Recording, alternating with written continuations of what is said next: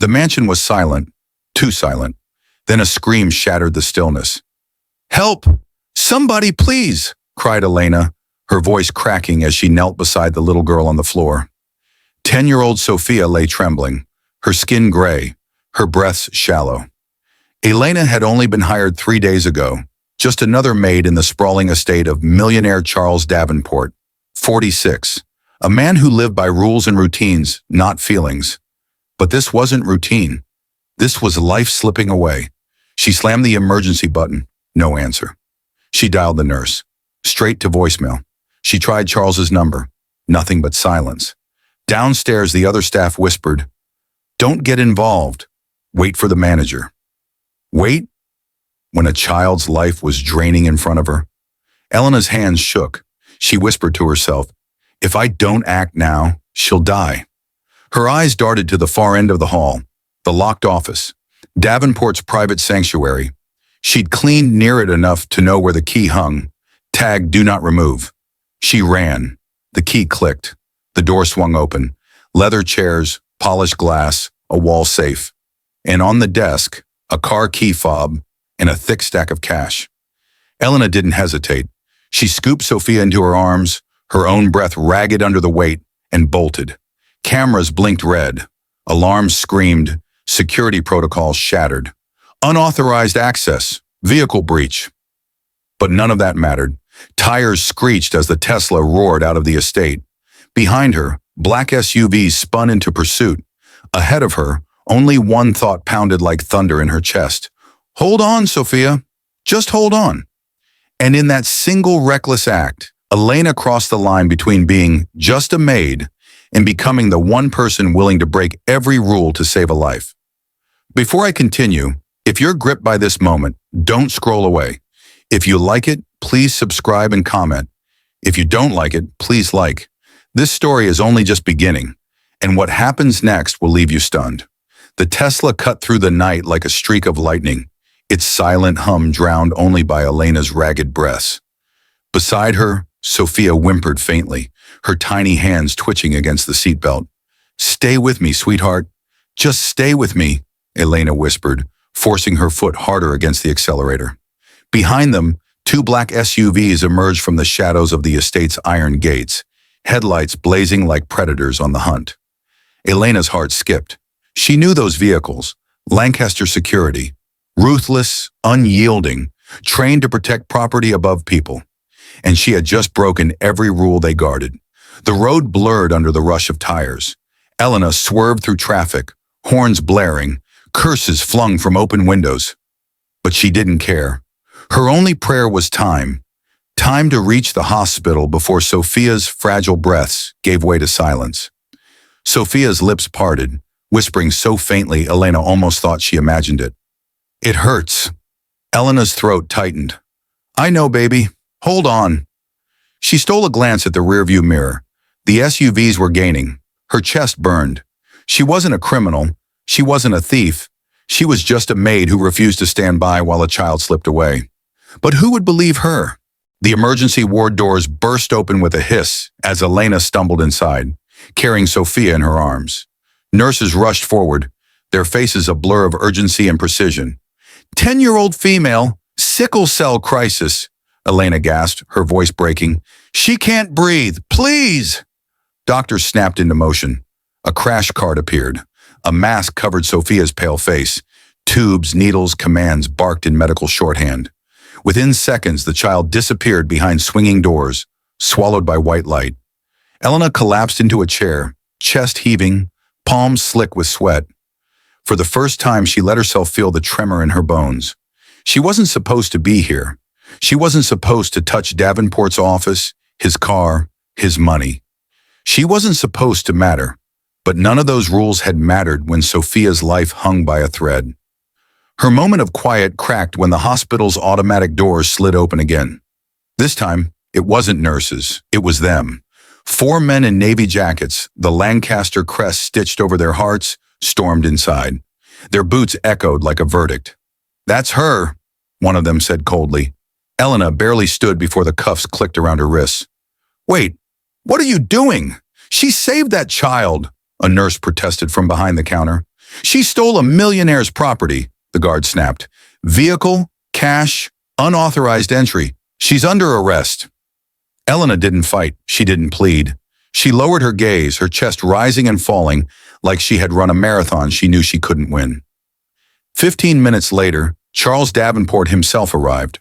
The man who owned skyscrapers in 3 cities, who signed deals in Zurich, Tokyo, and New York with the same pen, now stood in the hospital's sterile glow.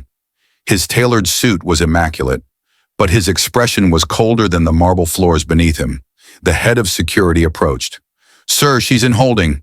Local police en route. The vehicle recovered, still counting the cash." Davenport's jaw tightened. "And my daughter?" "They're stabilizing her. Barely got her in time." No flicker of emotion crossed his face, just silence. His eyes drifted to the side corridor, where a doctor approached with measured steps. "You're Charles Davenport?" the man asked. A curt nod. The doctor's voice was calm but firm. "Mr. Davenport, I need you to understand something. Your daughter has sickle cell. In crises like this, every minute counts.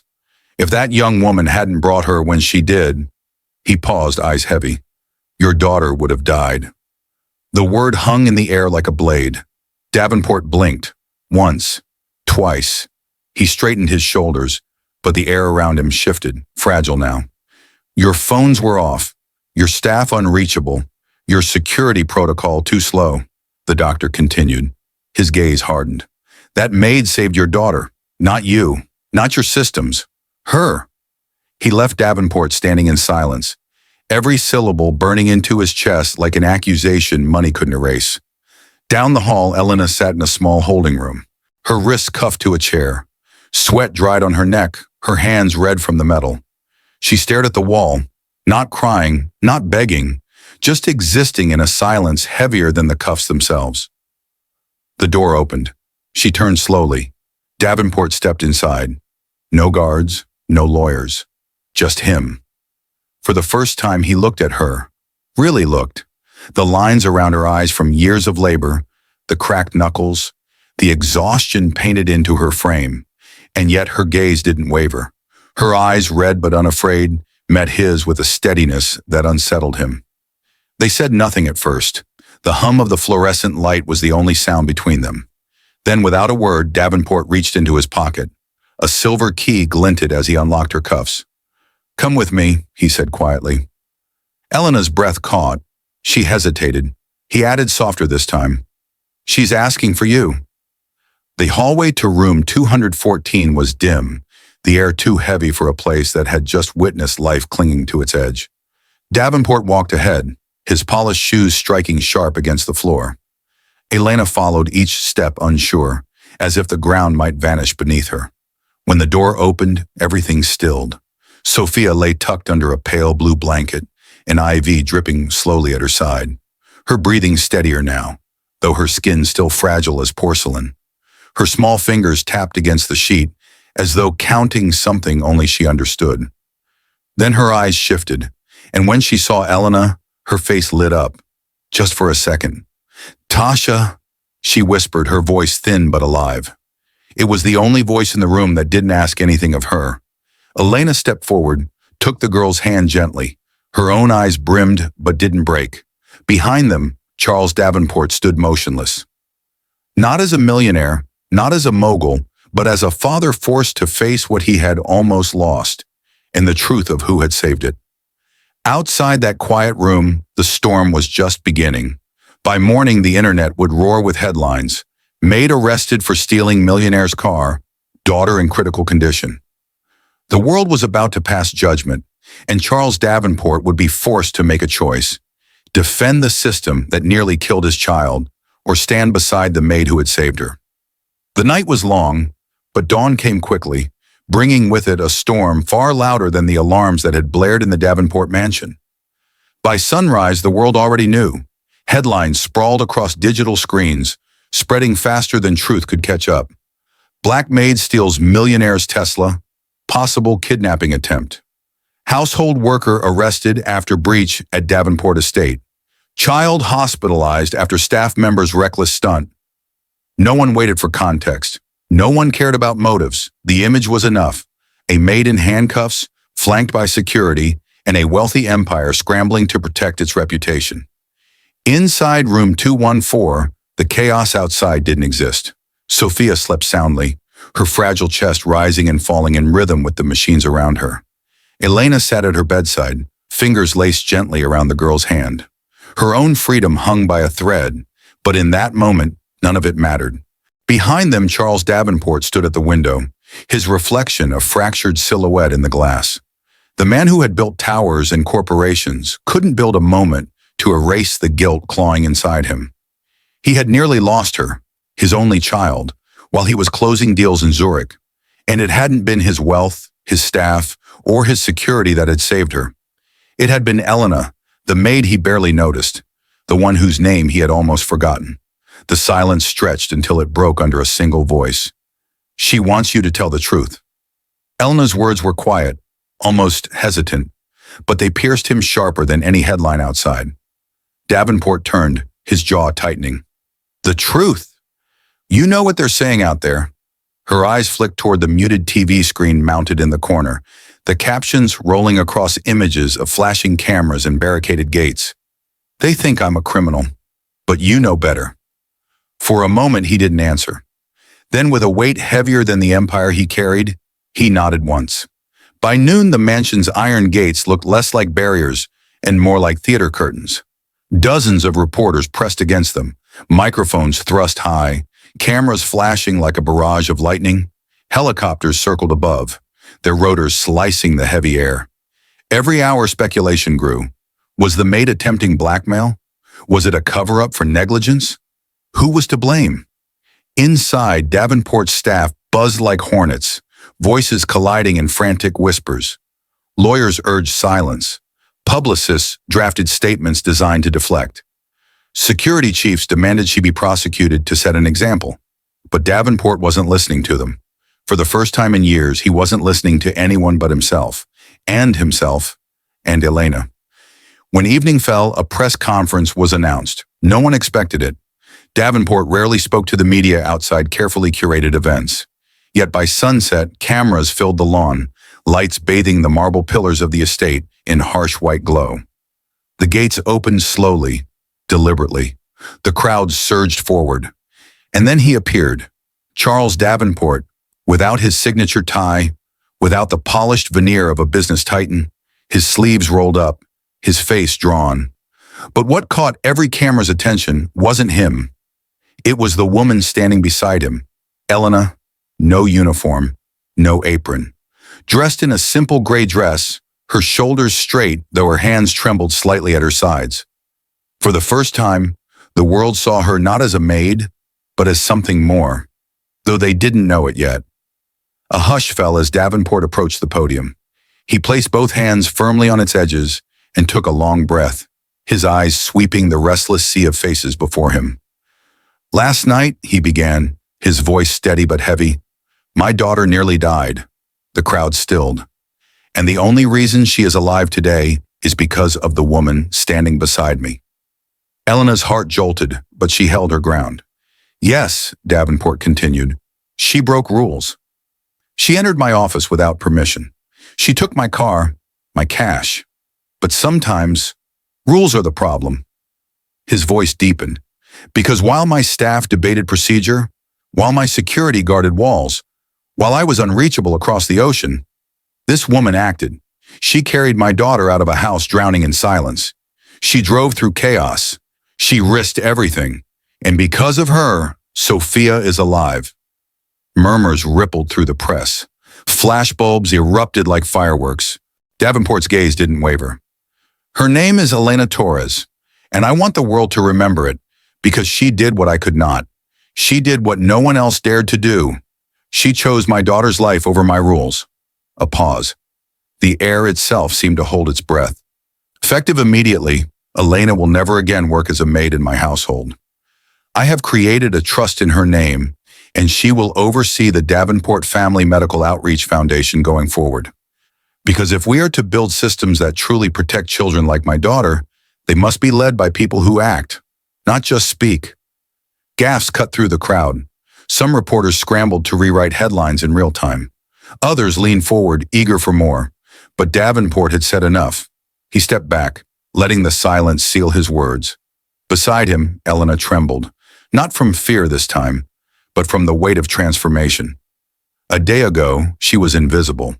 Now the world saw her. The aftermath rippled like shockwaves. Inside the mansion, whispers shifted from scorn to awe. "She's staying," one staff member muttered. "More than staying," another whispered back. "She's running things now." In the hospital, Sophia recovered slowly, her laughter echoing down sterile corridors. Each time Elena entered the room, the little girl's face brightened in ways no medicine could replicate. And online, the narrative twisted. No longer was Elena just the maid who stole. She became the woman who saved. Hashtags trended. Strangers defended her. Her story became a mirror for countless others who had been overlooked, dismissed, or silenced. But the most profound change wasn't in the headlines or in the staff corridors. It was in Charles Davenport himself. For decades, he had built his life on walls. Walls of money, walls of rules, walls that kept emotion out. But one woman's defiance had cracked those walls wide open. He had seen courage that no paycheck could buy, compassion no contract could enforce. And for the first time, he realized wealth wasn't power. Power was choosing humanity over control. That night, long after the cameras left and the mansion returned to uneasy quiet, Elena walked past the grand staircase, her steps steady. For years, she had walked on eggshells, careful not to make a sound in houses that weren't hers. But now each step rang different. She wasn't walking on borrowed ground. She was walking on her ground. And somewhere upstairs, Sophia laughed softly in her sleep, a sound strong enough to echo against every wall that once tried to silence the girl who saved her. The mansion had never been this quiet, not the heavy, suffocating silence of rules and protocol, but a softer stillness, the kind that follows after a storm, when the air is thick with change. For the first time, the walls of the Davenport estate carried something other than whispers of power. They carried gratitude, uncertainty, and something Charles Davenport had not felt in years: humility. It began the night after the press conference. Elena sat by Sophia's hospital bed, reading softly from a children's book. Her voice was low, steady, wrapping each word like a blanket. Sophia's tiny fingers clung to hers, even as her eyelids fluttered with exhaustion. Charles stood at the doorway, hands buried in his pockets. He had never been a man who lingered in doorways. He entered, commanded, concluded. But now he couldn't bring himself to step forward. Watching Elena with his daughter unsettled him in ways no boardroom battle ever had. For 10 years, he had told himself he was protecting Sophia by surrounding her with doctors, security, and schedules. But all those walls had only caged her, and it had taken this maid, the woman his staff once dismissed as too soft, to show him what real protection looked like. When Elena looked up and noticed him, she didn't flinch or lower her gaze. She simply whispered, "She's safe now." Charles nodded once, the words catching in his throat. He left before he said something he couldn't take back. The following days blurred into a rhythm neither of them had expected. Sophia recovered slowly, each day a fragile step forward. But with recovery came moments that shook Charles in ways he couldn't predict. The first was laughter. He returned from a meeting one afternoon to find Sophia sitting up in bed, coloring clumsily with Elena by her side. The sound of his daughter's laughter, light, unguarded, genuine, hit him like a force. It had been years since he'd heard it. He stood frozen at the door, realizing with an ache that he had forgotten what it even sounded like. The second was words. Sophia rarely spoke, especially to him. But one evening, as he adjusted the blanket at her side, she whispered, "Don't leave." It was not a plea. It was a command. Small, trembling, but fierce, and it shattered him. He stayed. Back at the mansion, changes began to ripple. Elena returned not as a servant, but as someone different, someone the household now looked at with both respect and unease. Some staff avoided her gaze, whispering in corners. Others straightened when she passed, uncertain whether to treat her as one of them or as something higher. But Elena didn't walk with arrogance. She moved with quiet certainty, as though the storm she had endured had carved a steadiness no one could shake. She no longer carried pillowcases with her head bowed. She carried decisions, meetings, responsibilities. Charles watched her navigate this strange new world with a mix of admiration and guilt. Admiration because she adapted with grace. Guilt because it had taken nearly losing his daughter for him to see her at all. One night, as they stood in the study, his private sanctuary now no longer off limits, he broke the silence. "I built this house to keep danger out," he said, his voice low. "But it kept the wrong things out, too." Elena looked at him steadily. "You built walls, Mr. Davenport. Walls so high that even your daughter couldn't reach you." The words stung, but they were true. And for the first time, he didn't deflect or deny. He simply nodded. The world outside continued to spin, feeding on headlines and hashtags. But inside the mansion, a quieter transformation was unfolding.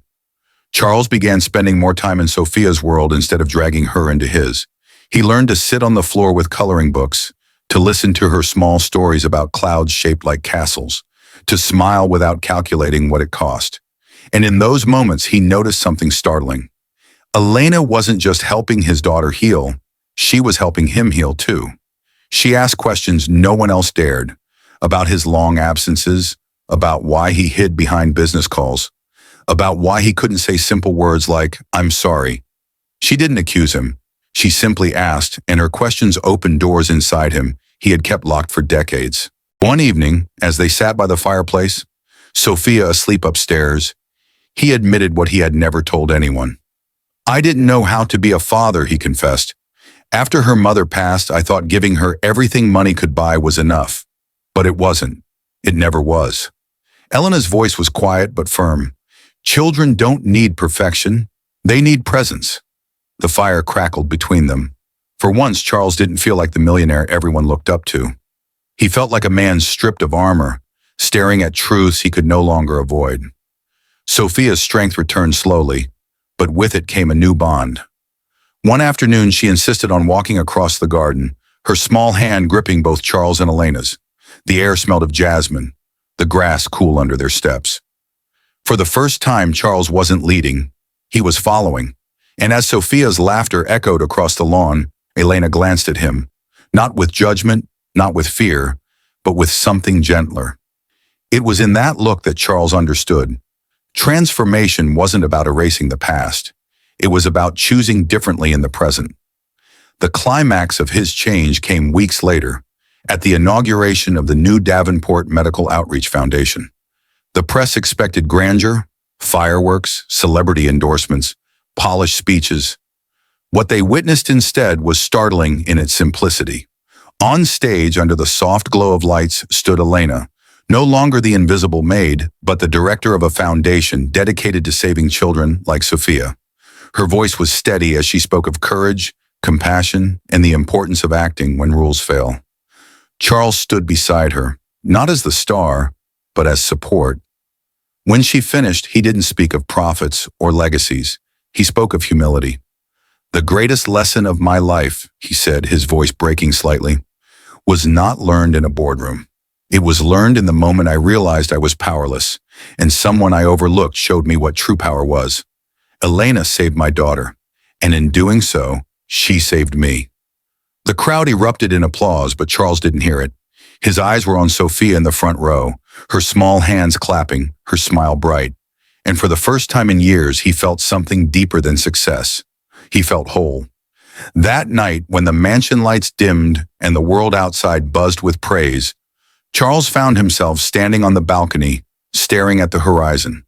Elena joined him quietly, her presence steady as always. "You changed more than the headlines," she said softly. "You changed her life." He turned to her, his voice low.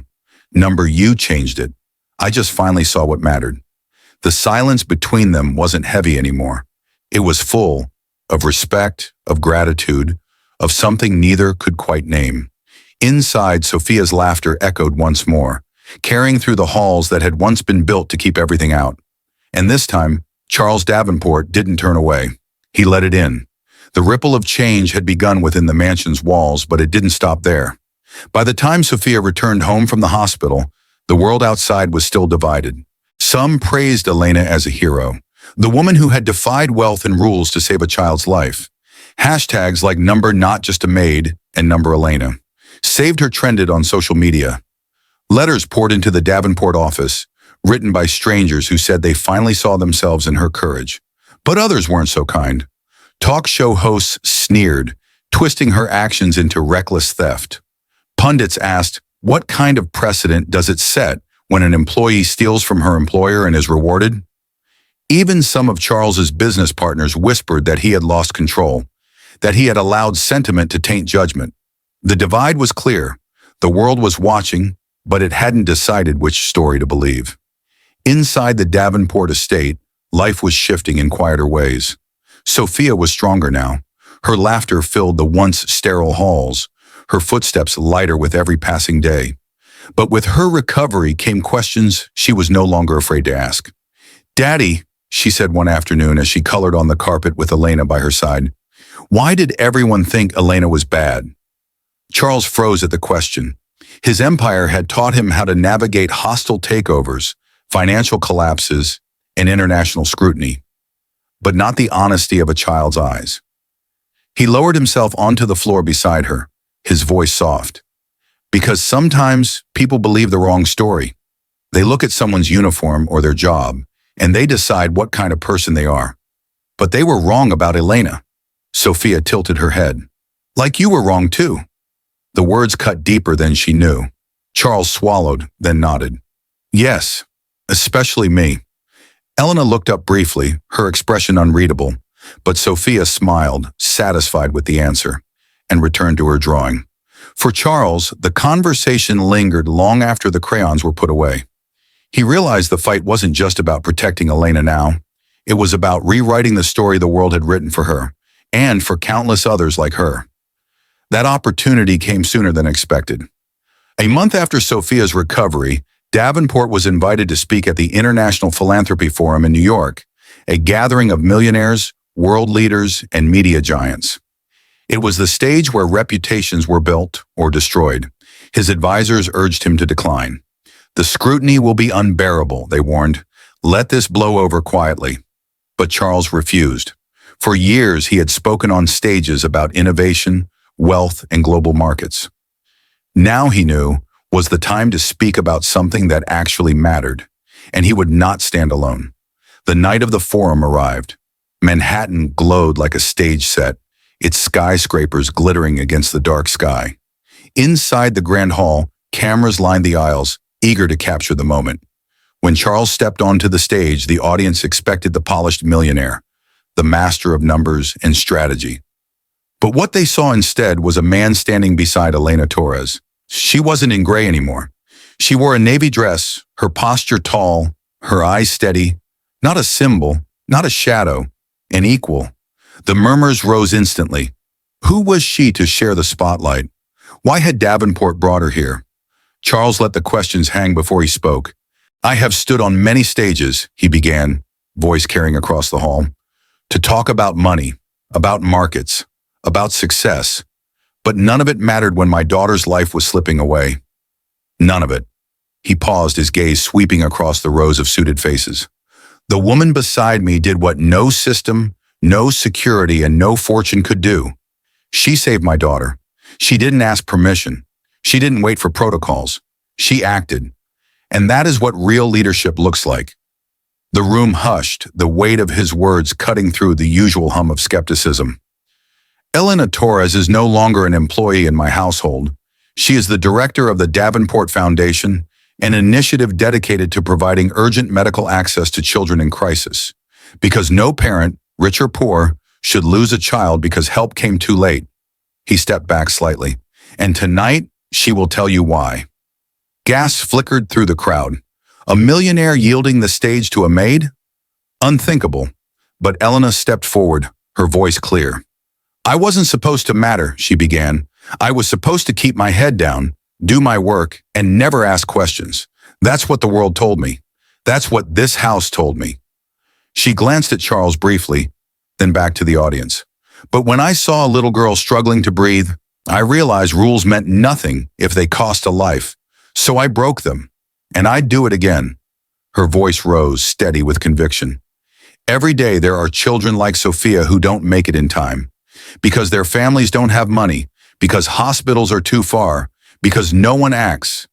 If my story means anything, it should remind you that we can't afford to wait for permission to save lives. When she finished, the room didn't explode with applause immediately. It stood still, processing, absorbing. Then slowly, hands began to clap. First a few, then dozens. Then the entire hall. The ovation swelled, echoing through the marble walls. That night marked the turning point. The narrative shifted. No longer was Elena painted as the maid who stole. She became the face of urgent action, the embodiment of compassion over protocol. Journalists rewrote their columns. Business leaders who had once mocked Davenport now scrambled to align with his foundation. But for Charles, the victory wasn't in the headlines. It was in Sophia's smile when she saw Elena's speech on TV, clapping her tiny hands as if she had witnessed a superhero. It was in the quiet pride he felt, not for himself, but for the woman who had stood beside him and redefined what power meant. Back in the mansion, the transformation was complete.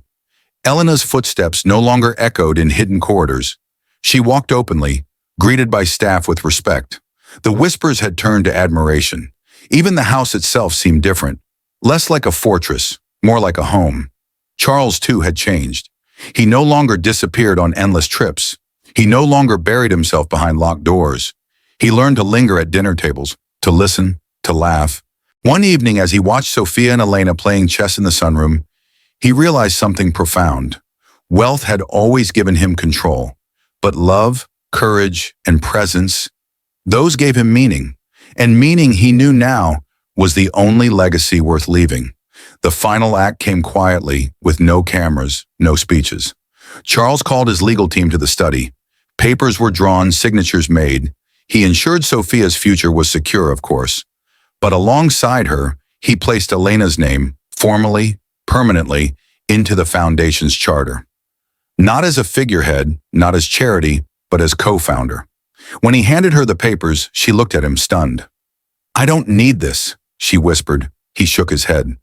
"It's not about need. It's about truth. You saved her. You saved me. This isn't a gift. It's recognition." For the first time, Elena's composure wavered. Tears welled, but she didn't look away. She simply nodded, her voice breaking. "Thank you." Charles smiled faintly, his voice quieter. Thank you for teaching me that the walls I built weren't protecting anyone. They were only keeping out what mattered most. That night, as the city lights flickered beyond the hills, Sophia ran through the halls, her laughter ringing against walls that once knew only silence. Elena followed behind, her steps light, steady, and Charles watched, not from a distance, not as a man hidden behind glass, but as a father finally present, finally free. The conflict was resolved, not because the world had forgiven, but because he had finally chosen truth over fear, humanity over pride. And in that choice, a maid became a leader, a child regained her laughter, and a millionaire discovered what it meant to be truly rich. The days that followed were quieter, not because the world had stopped talking, but because inside the Davenport estate, peace finally had a voice. Sophia's laughter no longer sounded fragile. It carried through the halls like sunlight breaking through old shadows. Elena walked beside her with steady grace. No longer the invisible maid, but a leader, a guardian, and, most of all, a reminder that courage is often found in the most unexpected places. Charles watched them one evening from the balcony. The city lights shimmered in the distance, but for once they didn't pull him away. He realized the greatest investment of his life wasn't in stocks, towers, or empires. It was here, in the fragile thread of trust rebuilt between a father, his daughter, and the woman who had dared to break every rule to save what mattered. The mansion, once a fortress, had become a home. And the man who had lived behind locked doors now understood that true wealth isn't measured in millions. It's measured in presence, compassion, and the courage to see worth where others see none. Sometimes the people the world overlooks are the very ones who rewrite its rules.